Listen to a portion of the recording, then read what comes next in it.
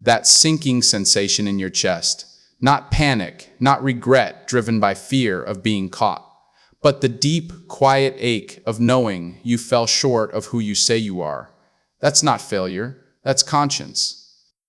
That's integrity still breathing beneath the dust of your missteps. Dishonorable men walk through wreckage they've caused and never blink. They shift blame like costume changes, smooth, practiced, effortless, no tremor in the voice. No pause before the lie. Why? Because something vital has gone still inside them, not confidence, silence. Emotional silence, moral silence. But when a man feels shame, truly feels it, he's still in dialogue with his own soul. He hasn't outsourced his values to convenience or applause. Shame is not the enemy of strength, it's the forge. It strips away the performance, the armor of ego, and leaves only truth. I did wrong. And from that raw honesty, not defensiveness, not justification, comes the only real foundation for change. A man who cannot feel shame cannot be trusted to lead, to love, to stand when it matters. But a man who lets shame speak and then chooses to rise becomes someone the world can rely on.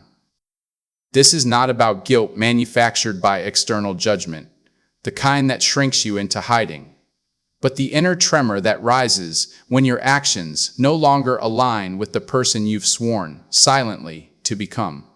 It's the moment the mirror doesn't flatter you anymore. Your reflection holds your gaze and asks, is this who you are? And the ache you feel, not in your stomach, but deeper, behind the ribs, is the pulse of a moral nervous system still intact. Many mistake this for fragility. They see a man pause, lower his voice, hesitate before speaking, and assume weakness. But that pause, that's reverence. Reverence for truth. Reverence for impact. Reverence for the invisible contract we hold with one another. I will not diminish you to elevate myself. When a man feels shame, it means he hasn't numbed himself to consequence. He hasn't traded his inner voice for popularity or power. He remembers, even in failure, that human beings are not transactions. They are sacred trusts, and violating that trust, even unintentionally, leaves a mark not on reputation, but on character. That mark is felt, and feeling it proves the heart hasn't calcified. It proves he still measures himself against the standard higher than success, against significance. The world confuses confidence with immunity to shame. Real confidence is knowing you'll survive the discomfort of self-correction. It's the courage to stand in the wreckage of your own making and say, I see what I did. I own it, and I will do better. That's not brokenness, that's wholeness in motion. The heart that still beats to the rhythm of right and wrong, even when it stumbles, is the only heart capable of building something lasting. Everything else is performance. Beautiful, convincing, hollow performance. Dishonor doesn't announce itself with cackling villainy or raised fists. It wears soft shoes. It speaks in calm tones. It thrives, not in chaos, but in eerie stillness, the stillness of a man who no longer startles at his own reflection. Numbness is not peace, it's surrender. Surrender of the conscience, surrender of accountability, surrender of the sacred discomfort that says, this is not who we are. When a man becomes numb, he doesn't rage. He rationalizes. He doesn't break down. He builds narratives, stories where he is always the hero or the victim or the misunderstood visionary. Never the contributor, never the cause. And because he feels nothing when he wounds, lies, or abandons, he repeats, not out of malice, but out of absence, absence of echo, absence of consequence in his own soul. That's the danger. Rage can be redirected. Greed can be disciplined. But numbness is the quiet erosion of humanity. It's the slow leak in the moral vessel until there's nothing left to spill. History's cruelest figures weren't screaming monsters. They were men who stopped flinching, who signed orders, severed ties, betrayed oaths, and walked to dinner without a tremor in their hands. They weren't evil in the theatrical sense. They were disconnected. And disconnection is contagious. It spreads through families, through teams, through nations, one unfeeling decision at a time. The man who feels shame is a warning system. The man who feels nothing is a warning sign. Be wary of the man who never apologizes, not because he's proud, but because he no longer hears the question, "Did I hurt someone?" Honor requires sensation. It requires friction. It requires the ability to be moved by beauty, by injustice, by your own failure. Numbness is not strength. It's the final stage before collapse. Shame, when honored, not buried, not weaponized, not projected, becomes your most reliable guide. Not GPS for success, but soul navigation for truth. It doesn't point north, it points inward. When you've drifted, when ambition overtook integrity, when convenience overruled compassion, shame is the needle that trembles, then swings back, realigning with your deepest values. It's not saying you are bad. It's whispering this action was off-center, and that distinction changes everything. A compass doesn't judge the traveler for getting lost. It simply reminds him of true north. Shame, in its purest form, does the same. It doesn't demand punishment. It invites recalibration. Too often, we confuse shame with self-loathing, a distortion that turns the compass into a weapon. But real shame says, you know better. You can do better. And because you feel this, you still want to. That ache? That's your integrity calling you home. It's the universe's way of saying, this path no longer serves the man you're becoming. Ignore it, and you wander deeper into the wilderness of your own making. Heed it, and you find your way back, not to perfection, but to alignment. The man who silences shame silences his inner guide. He becomes reactive, external, swayed by opinion, applause, or fear. But the man who lets shame speak, who kneels in that discomfort and listens, walks with direction. Not because he never stumbles, but because every stumble becomes a correction. Every fall, a reminder of where true north lies, in humility, in repair, in the relentless return to who you said you'd be. Strength is not the absence of fault. It's the presence of ownership. The world celebrates the man who wins, who conquers, who stands tall above the crowd.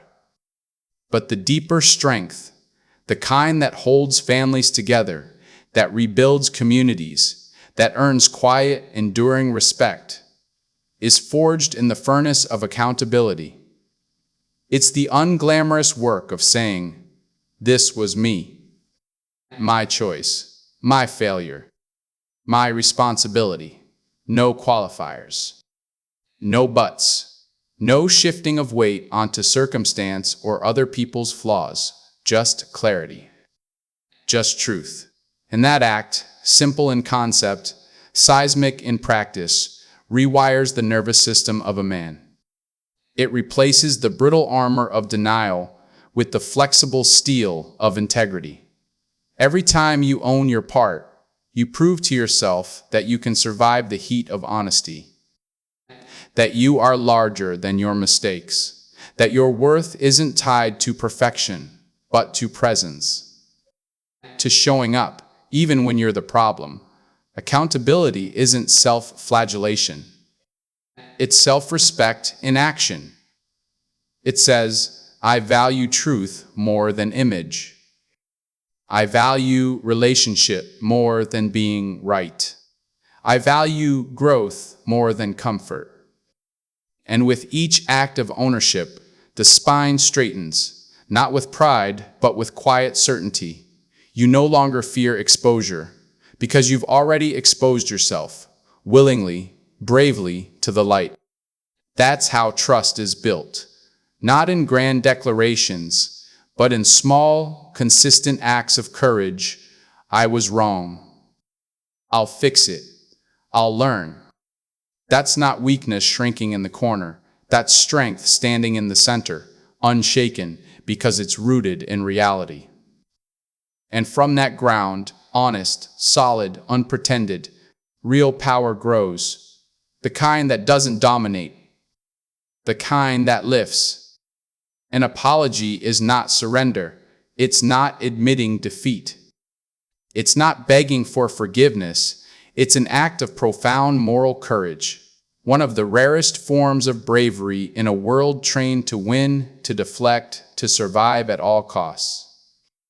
To look someone in the eye, especially someone you've harmed, and say, I see what I did, and I am sorry, requires you to stand utterly exposed.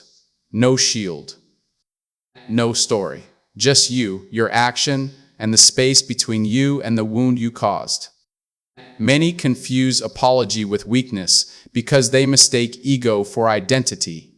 But the man who apologizes knows the difference. I am not my mistake. And because he knows that, he doesn't need to protect the mistake. He can release it. That release is power. True apology doesn't say, I'm sorry you felt that way. That's not apology. That's diplomacy, dressed as remorse. Real apology says, I see how my words landed. I see the distance I created. I see the trust I broke. And I take full responsibility for my role in that. It doesn't demand absolution. It offers honesty. And in that offering, something sacred is restored. Not always the relationship, but the dignity of both people. The one who harmed reclaims his humanity by refusing to hide. The one who was harmed is witnessed, truly seen, in their pain. That witnessing is healing. That's why hollow apologies ring false. They're transactions. Say, I'm sorry, get it over with, move on. But a courageous apology is transformational. It says, I value you more than my pride. I value truth more than my comfort. I value connection more than control. And in a world of performative remorse, that kind of courage is revolutionary. It doesn't make you smaller, it makes you true. And truth. Raw, unvarnished, humbling truth is the only ground from which real reconciliation can grow. You will not find your next self in the comfort of your current one. Growth is not a gentle slope. It's a series of necessary collisions with truth, with consequence, with the parts of yourself you've ignored, minimized, or buried. Discomfort is not the enemy of progress. It's the midwife. It's the pressure that cracks the shell so the new life inside can breathe. Shame, when met with courage, becomes that pressure. It's the signal flare from your deeper self. Something here needs to change. But we've been taught to flee discomfort, to numb it, outsource it, medicate it, monetize it, scroll past it, laugh it off, blame the messenger. And in doing so, we stall. We plateau. We become experts at managing symptoms while the root remains untouched. Real growth begins when you stop asking, how do I make this feeling go away? And start asking, what is this feeling trying to teach me? It's in the silence after the argument, when pride has cooled and honesty rises. It's in the sleepless hour when the justification no longer holds. It's in the choice, not to double down, but to dig deeper. To ask, who did I become in that moment? And is that who I want to be tomorrow? That question, simple, devastating, liberating, is the doorway, and walking through it demands discomfort, demands humility, demands the willingness to be unfinished. The man who avoids discomfort becomes a monument to his past self, impressive, perhaps, but static, unchanging. The man who leans into it, he becomes a river, always moving, always carving new paths, always deepening, because he knows comfort preserves. Discomfort transforms. And if you're not uncomfortable sometimes, if your soul isn't occasionally trembling with the weight of its own evolution, you're not growing. You're decorating the cage. No man earns honor by declaring it. No title, no platform, no wealth, no lineage grants it. Honor is not inherited. It's forged in the unseen moments. In the choices no one applauds. In the silence after the insult, when retaliation would be easy and restraint rare. It's proven not in the spotlight, but in the shadows, when no one's watching and the right thing costs you something real. Time, pride, advantage, reputation. Honor is the quiet consistency between who you say you are and who you are when it's hard to be that person. It's keeping your word when breaking it would be more convenient. It's returning the extra change. It's defending the absent. It's staying faithful, not because you're afraid of consequence, but because your word has weight, even to yourself. Many wear honor like a badge, stitched onto jackets, etched into signatures, shouted in speeches, but real honor doesn't announce itself. It resonates. People feel it in your presence.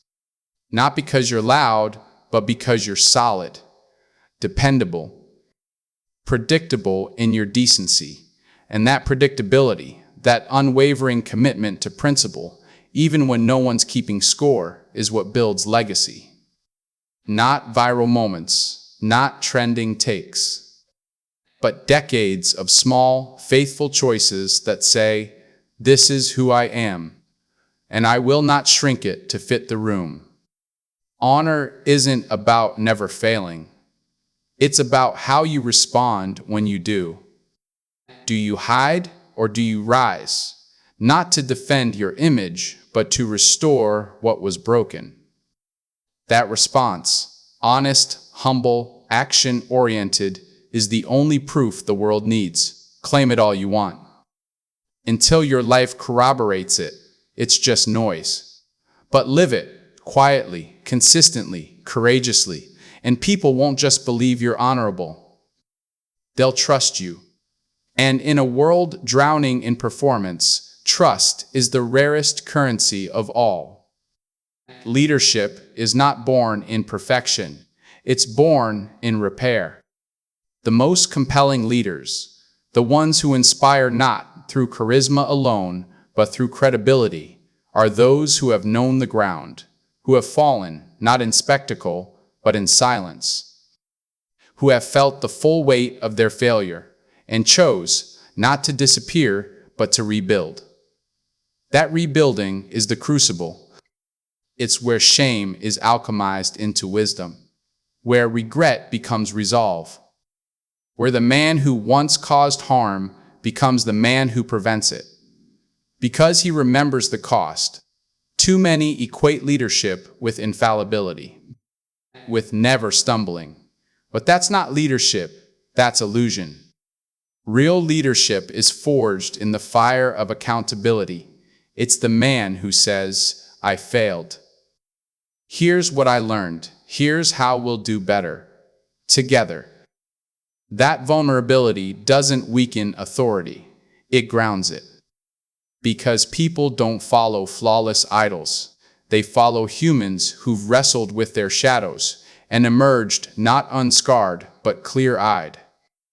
The man who rises after shame carries a different kind of authority, the authority of experience, of humility, of earned wisdom. He doesn't lead from above, he leads from beside. He doesn't shame others for falling, because he knows the texture of that ground. He doesn't demand perfection, he cultivates growth. And in doing so, he gives others permission to be human, to fail, to feel, to rise. That's how movements begin. Not with spotless heroes, but with healed ones, with men who turn their lowest moment into a turning point, not for applause, but for alignment. Their story becomes a torch, not because it's triumphant, but because it's true. And in a world hungry for authenticity, truth, hard-won, shame-tempered, courage-forged truth is the only light people will follow. Feeling shame does not make you broken. It makes you awake. It means your moral senses are still tuned. Your conscience hasn't been muted by ego or exhaustion or the slow poison of justification. You still feel the friction between who you are and who you aspire to be. And that friction is sacred. It's the spark. Without it, change is impossible. Without it, growth is fantasy. Those who feel nothing walk through life like ghosts, present in body, absent in spirit. They leave wreckage, but no wake, no ripple of reflection, no invitation to do better. But you, the one who feels the weight, who carries the ache, who sits with the discomfort, you are not behind. You are alive, and from that aliveness, real honor grows. Not the kind shouted from stages, but the kind whispered in actions, the repaired relationship, the returned favor, the withheld insult, the honest apology, the quiet correction. Honor begins not when you get it right, but when you stop pretending you didn't get it wrong. It begins where denial ends, where blame dissolves, where you finally turn, not outward to accuse, but inward to heal. And when you do, you don't just reclaim your integrity. You become a living testament that shame, when met with courage, doesn't bury a man, it builds him. So don't run from the ache, listen to it, learn from it, let it guide you back, not to who you were, but to who you're meant to become. Because the world doesn't need more perfect men, it needs more honest ones, more humble ones, more men who feel deeply, painfully, beautifully, and still choose to rise.